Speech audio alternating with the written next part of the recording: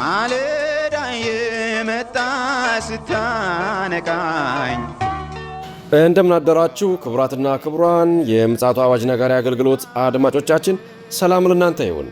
የማለዳ ቁርሳችንን አሁን ጀምረናል። አዘጋጅ እና አቅራቢ ፓስተር አለማየሁ ነሞ።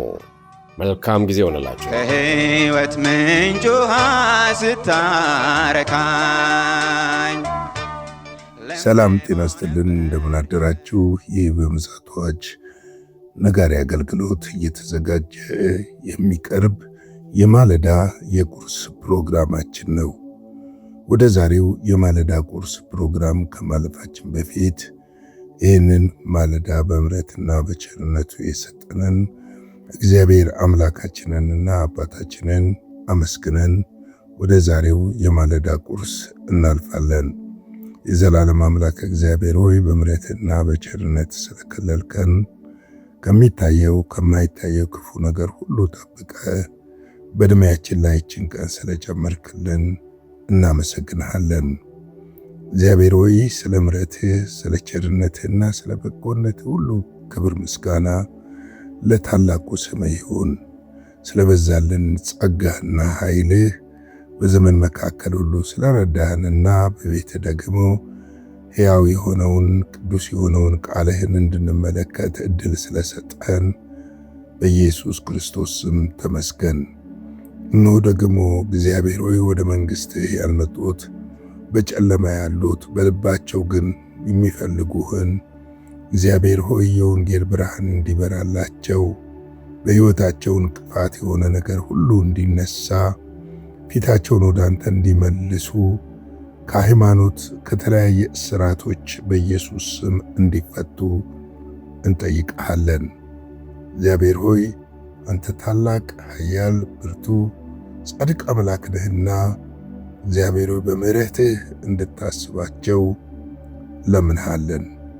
ደግሞም በምድራችን ያንተ ሰላም እንዲሆን እግዚአብሔር የዘላለም አምላክ በሰሜን በምስራቅ በምዕራብ በመሃል ሰላምህ እንዲነግስ የሰላም አየር እንዲነፍስ የምሕረት እጆችህ እንዲዘረጉ የይቅርታ እጆችህ እንዲዘረጉ በኢየሱስ ክርስቶስ ስም እንጠይቅሃለን። አምላካችን ሆይ እነሆ ደግሞ ይህንን ጊዜም ስለሰጠን እናመሰግንሃለን። በቤትህ ያሉትን የወደቁትን እንድታነሳ፣ የታሰሩትን እንድትፈታ፣ በሐዘን ልብ ያሉትን በደስታ ዘይት ልባቸውን እንድታረሰርስ፣ የታመሙት እንዲፈወሱ፣ የተጨነቁ ከጭንቀታቸው እንዲያርፉ እጅህን እንድዘረጋላቸው በጸጋና በኃይልህ እንድደግፋቸው በክርስቶስ ኢየሱስ ስም እንጠይቅሃለን። እነሆ ደግሞ እግዚአብሔር ሆይ ይህንን ቀን ስለሰጠን ክብር ምስጋና ለአንተ ይሁን። በዚህ ቀን ደግሞ ሕያውና ቅዱስ የሆነውን ታላቁን ቃልህን እንድታስተምረን እግዚአብሔር ሆይ በመንፈስህ የቃልህን ፍቺ እንድታበራልን ዓይኖቻችንን እንድትከፍት ለቃልህም ደግሞ ምላሽ መስጠት እንድንችል ጸጋህ እንዲበዛልን በኢየሱስ ክርስቶስ ስም እንጠይቅሃለን። ስለ ሁሉ ነገር ደግሞ እናመሰግንሃለን። ክብሩን አንተ ውሰድ። ሁሉ ለስምህ ክብር ይሁን። ቃልህን ባርክልን በኢየሱስ ክርስቶስ ጌታና ጻድቅ ስም አሜን። እንግዲህ ሰሞኑን ስንመለከት የነበረው የኤፌሶንን መጽሐፍ ነበረ። የኤፌሶን መጽሐፍ ምዕራፍ 6ን በትናንትናው ዕለት አጠናቀናል።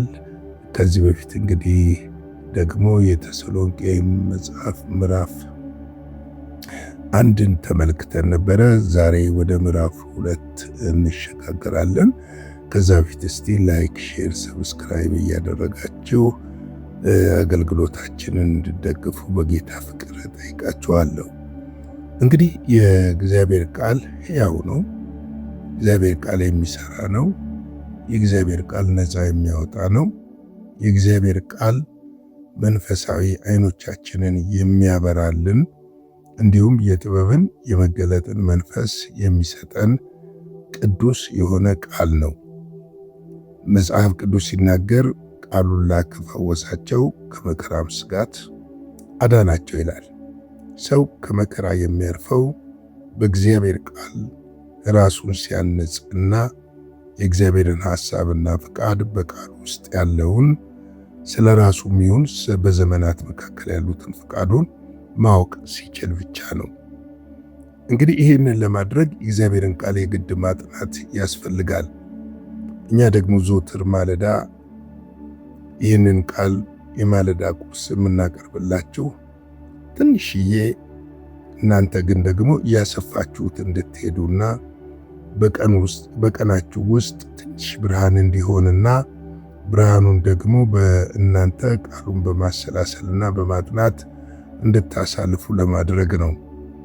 እንግዲህ አንደኛ ተሰሎንቄ ምዕራፍ 2 ከመጀመራችን በፊት የመጨረሻውን የምዕራፍ 1ን የሐሳቡን መነሻ እንመለከትና ወደ ምዕራፍ 2 ዛሬ ወደምንመለከተው እናልፋለን። ቁጥር 9ና 10 እንዲህ ይላል። እነርሱ ራሳቸው ወደ እናንተ መግባታቸው እንዴት እንደነበረ ስለኛ ይናገራሉና ለሕያዋን ለእውነተኛ አምላክ ታገለግሉ ዘንድ ከሙታን ያስነሳውን ልጁን እርሱን ኢየሱስንም ከሚመጣው ቁጣ የሚያድነንን ከሰማይ ትጠብቁ ዘንድ ከጣዖታት ወደ እግዚአብሔር እንዴት ዞር እንዳላችሁ ይናገራሉ ይላል። እንግዲህ የሚጠብቁት እርሱ ወደ እነርሱ መግባት የሆነላቸውንና በተለይም ደግሞ በክርስቶስ ኢየሱስ የተደረገላቸውን ነገር በትክክል እንዲረዱና ያንን እግዚአብሔር ያንን አምላካቸውን እንዲጠብቁ ይነግራቸዋል። እንግዲህ ለሕያዋን ለእውነተኛ አምላክ ለሕያውና ለእውነተኛ አምላክ እውነተኛ ያልሆኑ አማልክቶች በምድር ላይ ብዙ ናቸው። ነገር ግን እኛ የምናመልከው ሕያው ነው፣ ደግሞ እውነተኛ ነው። አምላክ ታገለግሉ ዘንድ አሁን ለማይረባ ነገር እንዳናገለግል ነው መጽሐፍ ቅዱስ የሚነግረን። ለማይጠቅም ነገር እንዳናገለግል፣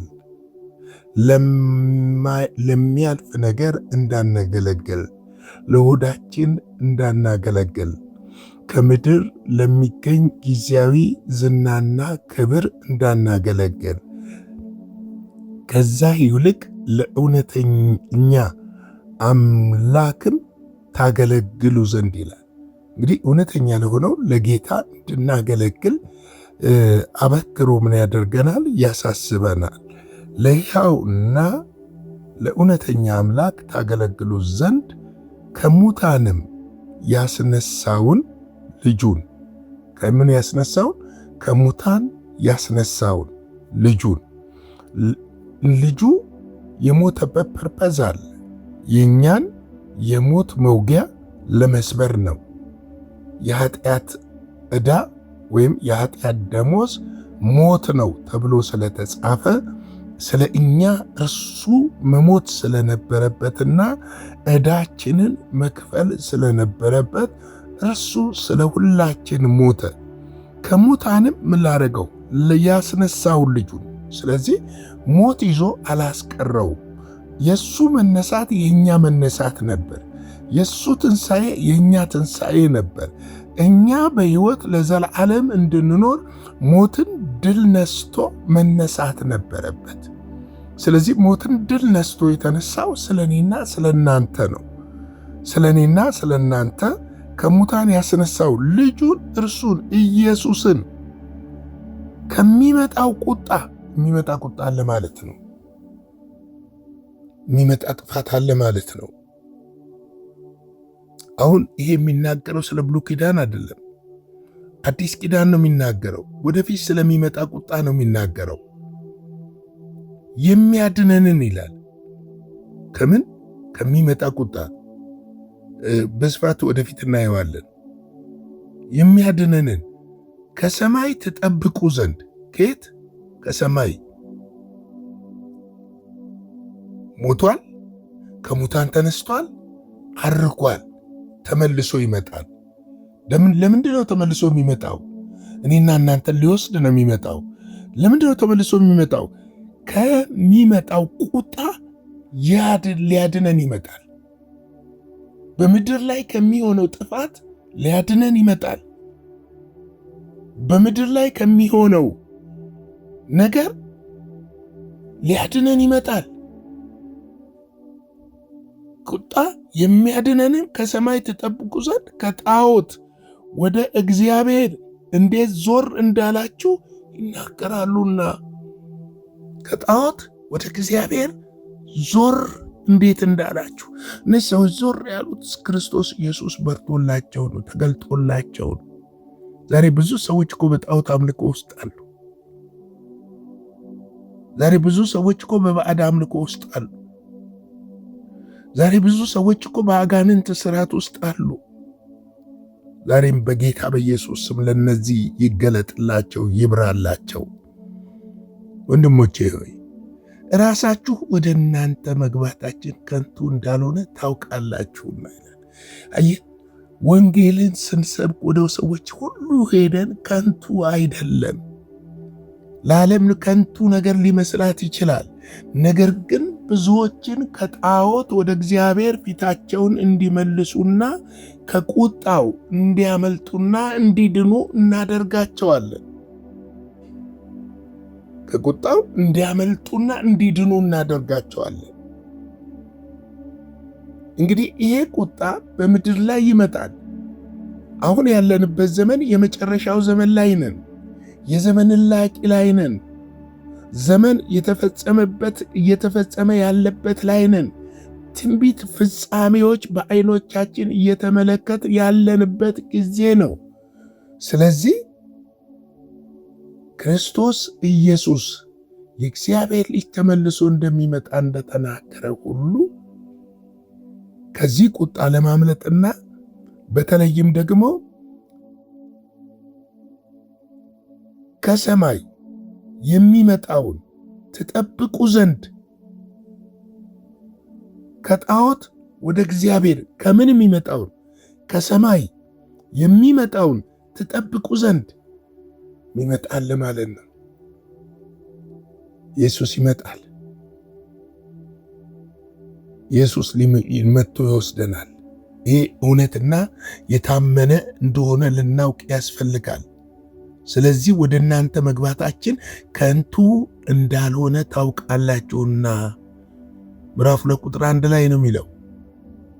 እዛ ጋር እንደዛው ከሰማይ የሚመጣ እንዳለ እንደነገራቸው ከጣዖት እንዴት ወደ እግዚአብሔር ፊታቸውን እንደመለሱ ለእውነተኛ አምላክ እንዴት ማገልገል እንዳለባቸው ከነገራቸው በኋላ እኛ እኮ ወደ እናንተ የገባንበት መግባት ከንቱ አይደለም፣ በከንቱ አልመጣንም ብሎ ይነግራቸዋል።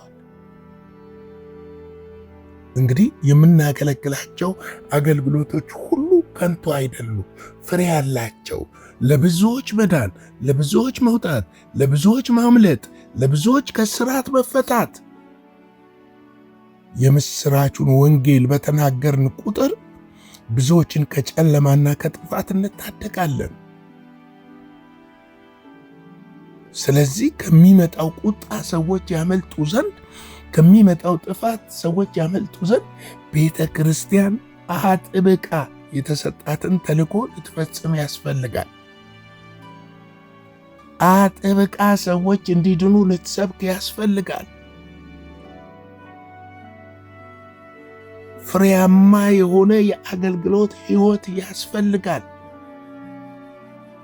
ስለዚህ ትውልድን ለመታደግ የተዘጋጀን ልንሆን ያስፈልጋል እላለሁ። እንግዲህ የዛሬ የማለዳ ቁርሳችንን በዚህ እንግታና ላይክ፣ ሼር፣ ሰብስክራይብ ማድረግ አይረሳ። አጭር ጸሎት ጸልየን የዛሬውን አገልግሎታችንን በዚህ እንገታለን። የዘላለም አምላክ እግዚአብሔር ሆይ ስለዚህ ማለዳ ስለ ምሕረትህና ስለ ቸርነትህ ስለ ሕያው ቃልህ በኢየሱስ ስም እናመሰግንሃለን። ከሚመጣው ቁጣ ልታድነን ፊታችንን ወደ አንተ እንድንመልስ የወንጌልህ የእውነት ብርሃን ስለበራልንና ስላዳንከን ክብር ምስጋና ለአንተ ይሁን። ዛሬም ደግሞ ጌታ እግዚአብሔር ሆይ ከሚመጣው ቁጣ ይድኑ ዘንድ ብዙዎችን ከጨለማ ወደ ብርሃን እንድትመልስ በጌታ በኢየሱስ ክርስቶስ ስም እንጠይቃለን። እነሆ ስላስተማርከን ቃል በኢየሱስ ክርስቶስ ስም ተባረክ። ቃል በሕይወታችን ይስራ። ሁሉ ለስም ክብር ይሁን። ከክፉ ጠብቀን፣ በደም ሸፍነን። በጌታ በኢየሱስ ክርስቶስ ስም አሜን።